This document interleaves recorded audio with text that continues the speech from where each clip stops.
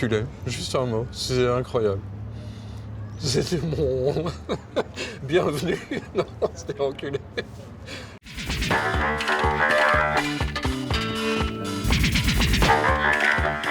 On était avec Denis Villeneuve l'autre jour, et quand on a vu l'espèce d'animal comme ça, il est venu me voir avec Druyer. Et je lui dis, là, quand même, l'espèce de truc là, ça vient de Druyer. Il dit, ouais, mais enfin, les ailes bougent. Je dis, oui, ça vient de Druyer. Dans Dune, Denis Villeneuve, le réalisateur. Il dit, mais tous, il dit, comme il est canadien, il dit la vérité. Il dit tous, George Lucas, bien sûr, Steven Spielberg, bien sûr, George Miller, bien sûr. On a tous copié Métal Hurlant.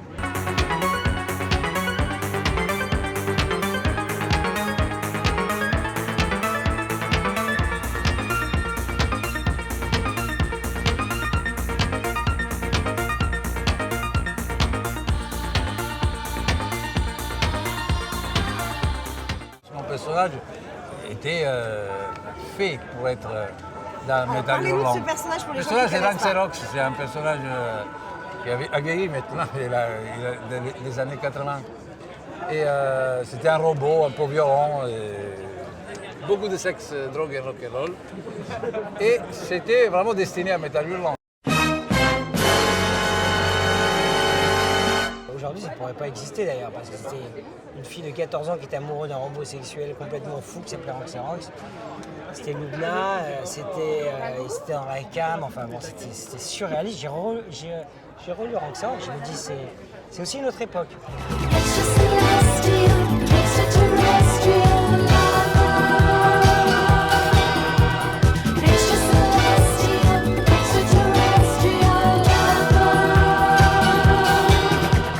Je volais beaucoup de magazines porno en fait, que je revendais à l'école.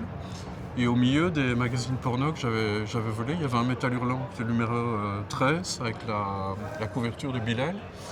Ça n'a pas changé ma vie tout de suite, mais ça m'a montré qu'il y avait la possibilité pour des idiots d'exister autrement que se retrouver sur un chantier ou dans une usine quand ils ont 14 ans. Je crois que ce que j'aimais bien aussi, c'est que mes parents détestaient. L'idée que je ramène un truc où effectivement il y avait du cul, ou de la violence, des choses comme ça, ils trouvaient ça abominable. Donc c'était une raison de plus pour aimer.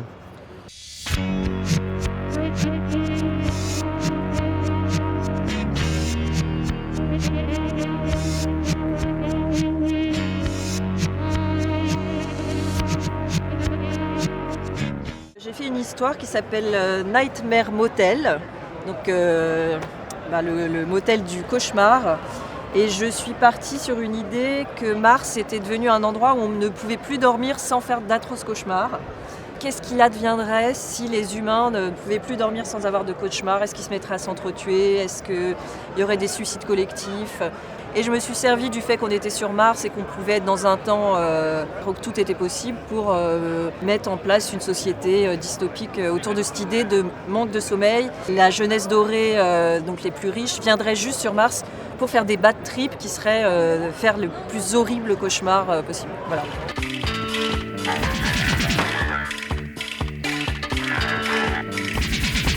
Le lundi, je reçois les dessinateurs.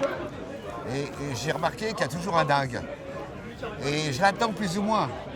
Et un lundi, j'ai eu 4 mecs plus ou moins intéressants et je vois arriver un mec habillé comme Crocodile Dundee, avec le pantalon comme ça, les gros godillots et tout, le chapeau Crocodile Dundee. Et il me dit, voilà, je suis producteur australien, je vais faire un premier film avec un garçon qui est médecin et qui voudrait, on veut l'appeler Métal Hurlant, et on vous donnera 10% des recettes du film.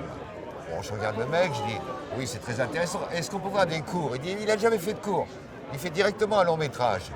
Donc, très, très gentiment, je les conduis. Et ils appellent le film Mad Max. Voilà. À l'époque, c'était un risque énorme. Ça pouvait être le fou du jour. J'ai cru que c'était le fou du jour.